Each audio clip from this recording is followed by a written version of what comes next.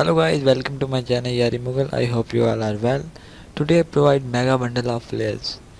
Here you see we divide it into 4 parts, part 1, part 2, part 3 and part 4.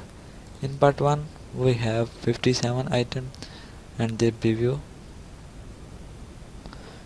and in part 2 we have 119 files. Here you see their preview, and in part 3 we have 91 files. Some preview of them.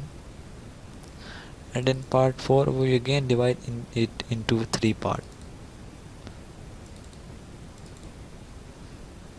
Here you see we have 75 items, and in this folder we have 86 items.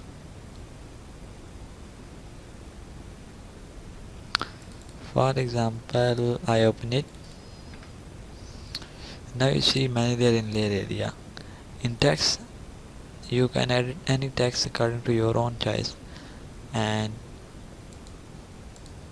in image plus shape you can edit any image and shape. For example, if you want to replace your image or background, just double click here and then delete this layer, add new layer and replace your photo that you want to replace, and then press Ctrl S to save.